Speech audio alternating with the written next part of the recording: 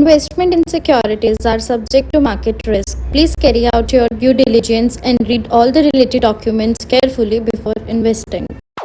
Channel को subscribe करना ना भूलें और हमारे ताज़ा वीडियो सबसे पहले देखने के लिए बेल आइकन को दबाएं।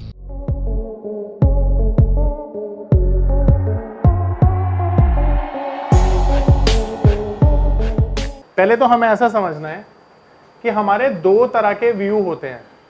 पहला व्यू होता है बुलिश, ठीक है, दूसरा व्यू होता है। तो सबसे पहले हमें अगर तेजी के लिए कोई भी ऑप्शन खरीदना है तो हम क्या खरीदेंगे? कॉल को बाय करेंगे, ठीक है। पर अगर हमें कोई भी मंदी का ट्रेड खरीदना है तो हम पुट को बाय करेंगे, ठीक है। पर बिना सेलर के बाय कैसे करेंगे? कोई सामने वाला सेल भी तो करना चाहिए, तभी तो हम बाय कर पाएंगे। तो अगर आप कॉल को बाय करते हैं तो आपका व्यू बुलिश होता है, पर इसी कॉल को अगर आप सेल कर देते हैं तो व्यू क्या हो जाता है आपका, ठीक है। और अगर आप पुट को बाय करते हैं तो व्यू होता है बेरिश, पर पुट को अगर आप सेल करते हैं तो अब सवाल ये उठता है कि जो सेलर होता है ना, जो भी सेलर होता है ऑप्शन का, इसको मार्जिन पे करना पड़ता है, मिनिमम 1 लाख, और जो ऑप्शन का बायर होता है इसको प्रीमियम पे करना पड़ता है, जो 100 रुपये, 50 रुपये, 10,000, कितना भी हो सकता है। तो ये अंतर है। अब इसके बाद आप ये बाय करोगे या ये सेल करोगे, ये कंप्लीटली दो चीजों पे डिपेंड करता है। पहला, आपकी जेब में पैसा ज्यादा है तो ही तो आप ये कर सकते हैं, पैसा है ही नहीं तो कर ही नहीं पाएंगे। दूसरी चीज, आपको यहां पर जो मैक्सिमम आपका प्रॉफिट है वो लिमिटेड होता है। तो बड़ा पैसा क्या लिमिटेड प्रॉफिट के लिए लगाना चाहेंगे आप? नहीं ना। तो आप अनलिमिटेड प्रॉफिट के लिए कमाना चाहेंगे, ठीक है। तो यहां पे प्रॉफिट कितना होता है? अनलिमिटेड होता है। तो पहले तो ये समझ लीजिए कि कोई ऑप्शन बाय क्यों करता है और सेल क्यों करता है, ठीक है। अब यहां से सवाल ये उठता है कि मार्केट अगर चल रही है 23,000, तो आपका व्यू अगर बुलिश होगा तो आप कॉल बाय करेंगे ना, ठीक है, अगर मार्केट ऊपर जाएगी। और अगर मार्केट यहां खड़ी हुई है और अगर मार्केट को नीचे जाना है तो आप क्या बाय करेंगे? तो यही डाउट था आपका, क्लियर हो गया। अभी ओटीएम एटीएम छोड़ दीजिए, अभी पहले ये समझिए। क्लियर है? आप तीन जो प्रीमियम मैंने बताए थे, at the money, out of the money और इन द मनी, वो कौन से होते हैं? अगर इस पोर्ट में से माइनस करते हैं स्ट्राइक को पॉजिटिव वैल्यू आती है तो ठीक है, कॉल के केस में, और पुट के केस में उल्टा कर दीजिए, ठीक है। अब सवाल पूछिए। पहले देखिए इधर कॉल के कॉन्ट्रैक्ट, इधर पुट के। देखो 22,700 के 22,600 के जितने भी नीचे कॉन्ट्रैक्ट हैं सारे के सारे इन द मनी है। तो देखो जो हमारी अगली मार्केट है ना, इसका नाम है कमोडिटी मार्केट। तो आप लोगों ने देखा होगा कई लोग ना क्रूड कॉपर, गोल्ड, सिल्वर, इन सब में ट्रेड करते हैं, तो उसे हम क्या कहते हैं? कमोडिटी मार्केट कहते हैं। अब कमोडिटी मार्केट की शुरुआत जो हुई थी ना, वो 2002 में हुई थी, ठीक है। अब यहां पर अगर हम बात करें ना, तो इस मार्केट में 4 तरह की मेजर करेंसीज ट्रेड करती हैं। तो सबसे पहली जो कमोडिटी है उनको हम कहते हैं एग्री कमोडिटी। बहुत सारी एग्री कमोडिटीज यहां पर ट्रेड की जाती हैं इलेक्ट्रॉनिक फॉर्म में, ठीक है। पर ध्यान रखना, सभी कमोडिटी को ट्रेड नहीं करते यहां पे, जो मेजर कमोडिटीज होती हैं उनको ट्रेड किया जाता है। दूसरी जो कमोडिटी होती हैं वो होती हैं बेस मेटल। आपने देखा होगा लेड, जिंक, कॉपर, ठीक है। तो इस तरह की जो कमोडिटीज हैं उनको हम कहते हैं बेस मेटल्स, और ये यहां पर ट्रेड की जाती हैं। तीसरी तरह की जो कमोडिटी होती हैं उनको हम कहते हैं बुलियंस, और ये बुलियन का मतलब होता है गोल्ड एंड सिल्वर। और चौथी जो कमोडिटी होती है उसे हम कहते हैं एनर्जी, और एनर्जी में क्रूड ऑयल और नेचुरल गैस, ये ट्रेड की जाने वाली कमोडिटीज हैं जो यहां पर ट्रेड की जाती हैं। अब ये ट्रेड करने के लिए आपके पास एक्सचेंजेस भी होने चाहिए। तो जैसे हमारे पास इक्विटी को ट्रेड करने के लिए बीएससी और एनएससी हैं, ठीक उसी तरह से कमोडिटी के लिए हमारे पास जो एक्सचेंजेस हैं, तो 2 एक्सचेंजेस हैं हमारे पास जहां पर मेजर टर्नओवर होता है, यानी 96% ऑफ टोटल टर्नओवर वो यहीं पर किया जाता है, और इसका नाम है मल्टी कमोडिटी एक्सचेंज, MCX, और दूसरा है नेशनल डेरिवेटिव एक्सचेंज, NCDEX। ये 2 एक्सचेंजेस हैं जहां पर टोटल टर्नओवर का 96% टर्नओवर किया जाता है। अब यहां पर डीमेट अकाउंट में आप अपने ब्रोकर को अगर बोलोगे कि हमें कमोडिटी में काम करना है, तो एक सेक्शन होता है कमोडिटी में एमसीएक्स का, वो आपको एक्टिव कराना पड़ेगा। नमस्कार दोस्तों, क्या आप स्टॉक मार्केट में शुरुआत करने का सोच रहे हैं और क्या आपको यह समझ में नहीं आ रहा है कि आपकी शुरुआत कहां से होनी चाहिए? तो मैं आपको एक ऐसा कोर्स सजेस्ट करने जा रहा हूं जो आपकी लाइफ चेंज कर सकता है, और मैं बात कर रहा हूं NIFM का advance level of smart investor course की, जो आपकी लाइफ चेंज कर सकता है।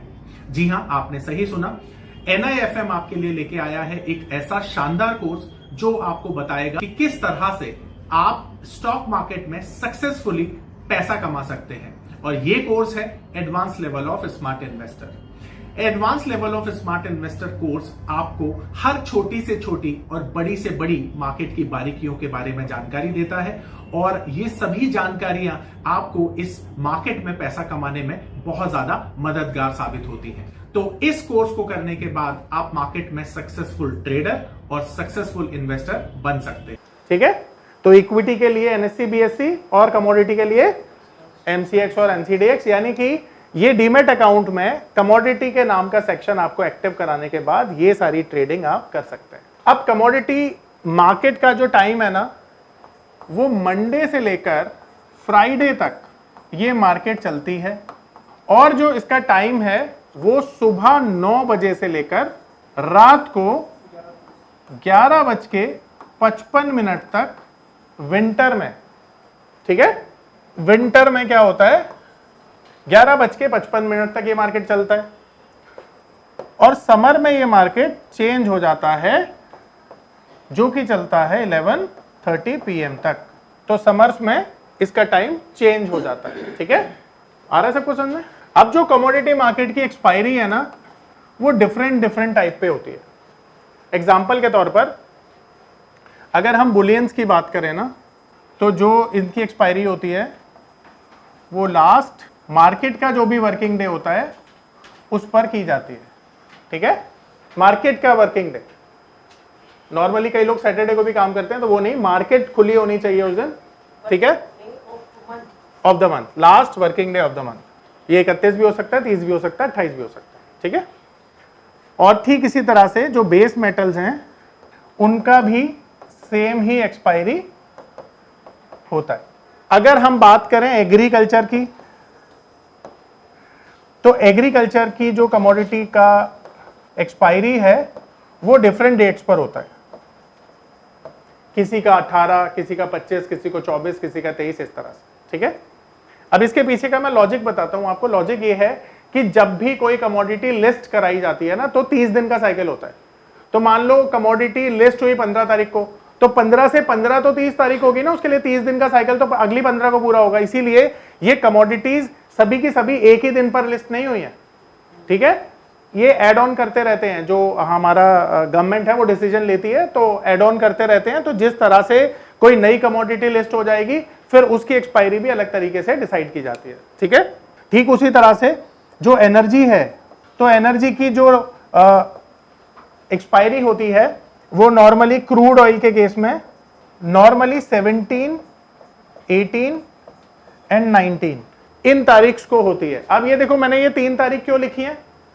अब फरवरी का महीना तो 28 और लीप ईयर 29 का होता है, तो 30 दिन के फेयर में ना ये तारीखें बढ़ जाती हैं इस तरह से। ठीक है, ये मेंशन करने की मुझे जरूरत नहीं है वैसे, पर ये समझाने के लिए मैंने यहां पे लिखा है। ठीक इसी तरह से जो एनजी है यानी नेचुरल गैस है, उसकी एक्सपायरी भी 23, 24 और 25 इस तरह से एक्सपायरी होती है। इसी फॉर्मूले को अगर मैं यहां पर लगा दूं तो। ठीक है, आ रहा है सबको समझ में? कमोडिटी की ना एक बेस्ट बात पता है क्या है? यहां पर ना फिजिकल डिलीवरी ली और दी जा सकती है। अब मान लेते हैं मैं एक फार्मर हूं, मुझे एक मार्केट प्लेस चाहिए। ठीक है, मान लेते हैं एक कमोडिटी जो यहां पे लिस्ट है, लेट्स से व्हीट या शुगर। अब मैं एक फार्मर हूं जो अपनी शुगर को सेल करना चाहता है, तो मेरे पास बाकी मार्केट के अलावा ये कमोडिटी मार्केट भी है जहां पर मैं अपने शुगर की डिलीवरी दे सकता हूं। इसका एक प्रोसेस होता है। प्रोसेस क्या होता है कि अगर आपको मार्केट से यानी कि MCX से खरीदारी करनी है, लेट सपोज, तो खरीदारी करने के लिए आप यहां से बाय करेंगे, तो कॉन्ट्रैक्ट को बाय साइड पे ट्रेड करना है आपने, है ना? अब वो जो बाय साइड का कॉन्ट्रैक्ट आपने ट्रेड किया है ना, एक्सचेंज को कैसे पता चलेगा कि आप उसकी डिलीवरी लेना चाहते हैं? एक्सपायरी से पहले अपनी पोजीशन को सेटल नहीं करेंगे। आप सेटल नहीं करेंगे तो एक्सचेंज को यह समझ में आ जाएगा कि सामने वाले ने अपनी पोजीशन सेटल नहीं की है, तो ये फिजिकल डिलीवरी लेना चाहता है। जैसे हमने देखा था इक्विटी में कि अगर कोई फ्यूचर का कॉन्ट्रैक्ट एक्सपायर हुआ और हमने सेटल नहीं किया तो उसकी फिजिकल डिलीवरी एक्सचेंज दे देता था। ठीक उसी तरह से यहां पे एक्सचेंज ये मान लेगा कि आपको फिजिकल डिलीवरी देनी है। आ रहा है मेरी बात समझ में, या लेनी है? तो अगर आपने फिजिकल डिलीवरी देनी है तो आप यहां पर कॉन्ट्रैक्ट सेल साइड पे एग्जीक्यूट करेंगे और उसे होल्ड करेंगे टिल एक्सपायरी, बियॉन्ड एक्सपायरी। और अगर फिजिकल डिलीवरी लेनी है तो बियॉन्ड एक्सपायरी बाय साइड का ट्रेड होल्ड करेंगे और उसे सेटल नहीं करेंगे। ठीक है, इसका एक प्रोसेस होता है। प्रोसेस में आप एक्सचेंज से संपर्क करते हैं और जो मार्जिन लिया जाता है यहां पर वो आपको पे करना पड़ता है। अब इसी फिजिकल डिलीवरी के बाद मैं मार्जिन वाले पोर्शन पे आ जाऊंगा ताकि आपको समझ में आए। एग्जाम्पल के तौर पर हमने देखा कि अभी तक बहुत सारी कमोडिटीज हैं जिसमें हम ट्रेड कर रहे थे। एग्जाम्पल मैं पकड़ के चलता हूं गोल्ड का। ठीक है, तो गोल्ड के दो तरह के कॉन्ट्रैक्ट होंगे। पहला होगा जो बायर के लिए होगा, यानी जो बायर ने किया है, और दूसरा कॉन्ट्रैक्ट जो सेलर ने किया है बायर से। ये दो तरह के कॉन्ट्रैक्ट हैं। पर टेक्निकली ना ये अभी जो गोल्ड ट्रेड हो रहा है कहां पे हो रहा है? एक्सचेंज पर ट्रेड किया जा रहा है। अब ये एक्सचेंज पर जब तक आप फिजिकल डिलीवरी नहीं देते हैं और नहीं लेते हैं तो एक वर्चुअल कॉन्ट्रैक्ट है जो ट्रेड हो रहा है, राइट? अब यहां पर ये दोनों पार्टीज इन्वॉल्व हैं बट प्लेटफॉर्म है एक्सचेंज। ठीक है, ये गोल्ड एक्सचेंज पर ट्रेड किया जा रहा है और एक्सचेंज में MCX हमने मान लिया है। अब गोल्ड का भाव है मान लेते हैं 90 के पर 10 ग्राम, बट गोल्ड यहां पे 1 तोले के साथ से ट्रेड नहीं होता, लॉट साइज में होता है क्योंकि ये फ्यूचर है गोल्ड का। ठीक है, तो गोल्ड का जो फ्यूचर होता है ना, उसका जो लॉट होता है वो 1 kg रेगुलर गोल्ड मान लेते हैं हम इस एग्जांपल में। अब ये गोल्ड जो 1 kg का है, इसे अगर फिजिकल मार्केट में आप खरीदने के लिए जाएं, आप अगर फिजिकल गोल्ड खरीदने के लिए जाएं तो आज आपको ये 90 लाख रुपीस का मिलेगा। सही है, कितने का ही मिलेगा? तो ये कॉन्ट्रैक्ट वैल्यू हो गई इस गोल्ड की जो 1 किलो में ट्रेड हो रहा है। अब कमोडिटी मार्केट में जो मार्जिन लिए जाते हैं ना आपसे, वो 6% टू 20% होते हैं और नॉर्मली ये बढ़ा दिए जाते हैं जैसे जैसे वॉलेटिलिटी बढ़ती है। तो मैं 6% से कैलकुलेट कर लेता हूं। अब 10% से कर लेता हूं एग्जाम्पल के तौर पर ताकि कैलकुलेशन आसान रहे। तो अगर मुझे 10% का मार्जिन देना है और 90 लाख का ये कॉन्ट्रैक्ट वैल्यू हो गया तो मुझे गोल्ड के लिए कितना पैसा देना पड़ेगा? 9 लाख रुपीस, और ये हो गया मार्जिन। ठीक है, मार्जिन हो गया। अब यही मार्जिन देकर मैं इस 1 किलो गोल्ड को या तो खरीद पाऊंगा या तो बेच पाऊंगा।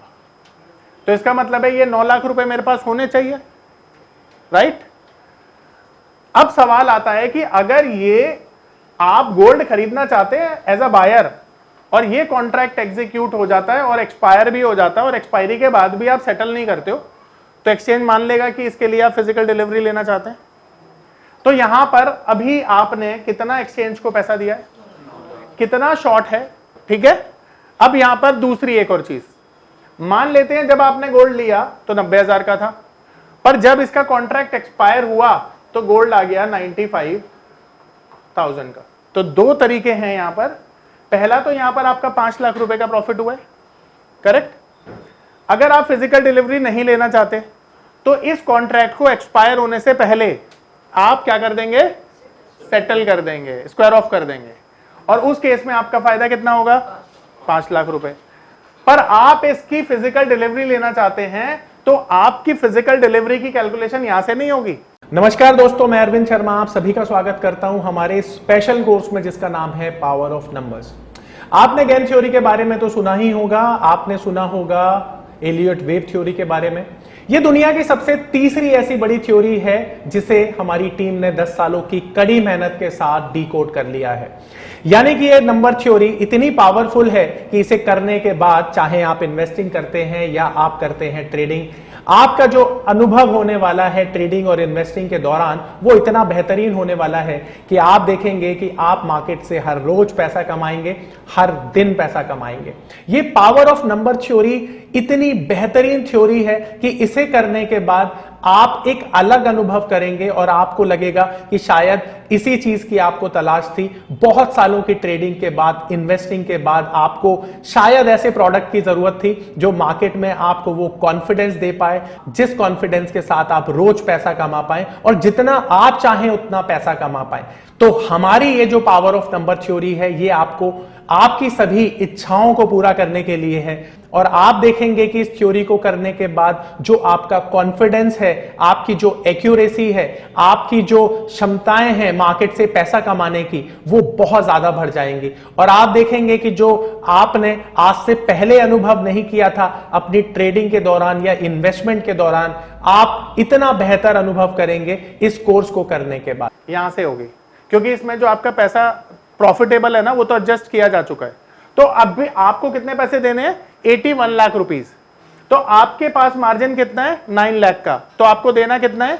जितना भी 81 लाख रुपीस ना, तो 80, समझा नहीं ना, माइनस, तो ये तो प्रॉफिट है ना, एडजस्ट हो गया ना तेरे प्रॉफिट में। ये जब तूने कॉन्ट्रैक्ट एग्जीक्यूट किया था तो 90 लाख की वैल्यू पे किया था ना, तो तेरा जो सेटलमेंट होगा वो तो उसी प्राइस पे होगा ना।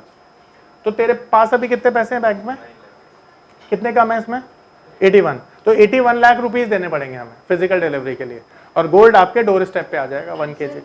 अब ऐसे समझो ना, गोल्ड तुम्हें मिल गया 95 लाख की वर्थ का 90 लाख में, तो गोल्ड के अंदर ही तुम्हारा प्रॉफिट भी मिल गया ना तुम्हें, ऐसा समझो।